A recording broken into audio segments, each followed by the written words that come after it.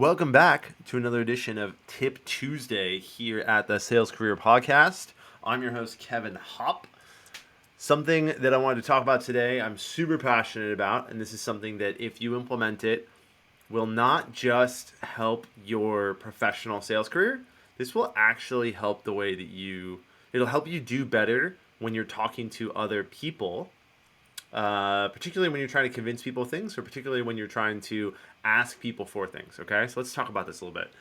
The worst way that we can close for an outbound meeting is to say the following line: I would love to get you onto a demo of our software.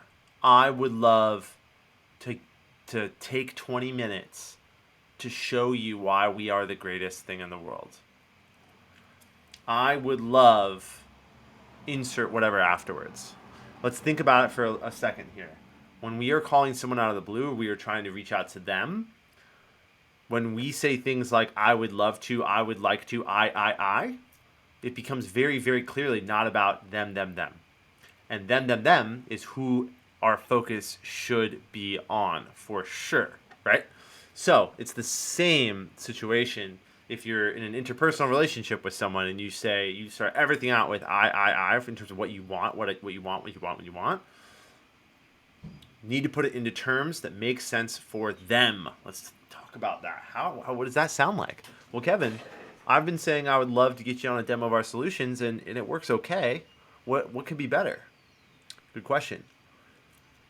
Based on what you shared with me, I'm not sure if it would make sense or not for us to connect. Because I know other people with your title and position at other companies have gotten a lot of value out of high-level discussions with people on my team, but I'm not sure if you could see the same benefits. That sounds different, right? That sounds very different. Based on what you've shared with me here, I'm confident that you would get value out of just having a high-level discussion with someone on my team, and we can determine if it makes any sense to have a further conversation. How does next Tuesday work for a high-level discussion? Well, that sounds different, right? Both of those are really great ways to get prospects to actually take an outbound meeting and commit to something that they were not thinking about, that they didn't call you about, you called them about. But it keeps their mind open, and it drives towards a curiosity of what others may have or what might have going on, and drives a benefit for them, right? The I would love to, I would like to is lazy language. It's called commission breath. Okay, commission breath is something that's talked about a lot on LinkedIn, and I have had it, so I know what it's like. And particularly if you're a sales rep that doesn't get sales training, you're going to have commission breath, because the most logical thing, now humans are innately selfish creatures, so the most logical thing for a selfish creature to do is to talk about what matters to them and what a certain action could do for them. It's the most logical thing. Like, what are you going to do? You're going to say, hey, I would love to get you onto a demo. I would love to do that. Can I steal 30 minutes of your time on Tuesday, blah, blah, blah? Right? Me. Well, turns out that a lot of your relationships, sales, business, and personal relationships will benefit and will actually become a lot more non-confrontational, and people will be a lot more open-minded to meet you in the middle and work with you and meet with you and do things with you if you put your desires and your requests into mutual terms. Okay? Mutual terms are super important when we're talking about closing for a meeting, or closing for, even if it's going to the movies, right? What might that sound like? This is me talking to my wife.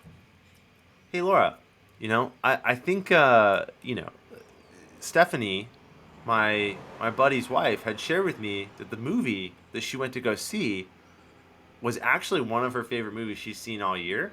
And I didn't know if you'd be open-minded to seeing if it could be one of your favorite movies. But I did notice that there's a showing on Tuesday. Why don't we go check it out together? Does that sound like a plan? What do you think? As opposed to, hey, I want to go to this movie on Tuesday. And immediately someone's going to step back and say, well, what movie is it? Would I like it? Does Tuesday work for me? Right? We reframe it.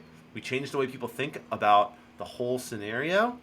You're going to get much more relational equity out of this as well. Relational equity is a topic for another Tip Tuesday, but the high level of it is the idea that you create this equitable line between the two of you, which we all think is already there. When you call somebody, every cold caller, any person who's ever made a call thinks this. When you call, hey, who is this? Yeah, it's Kevin Hop.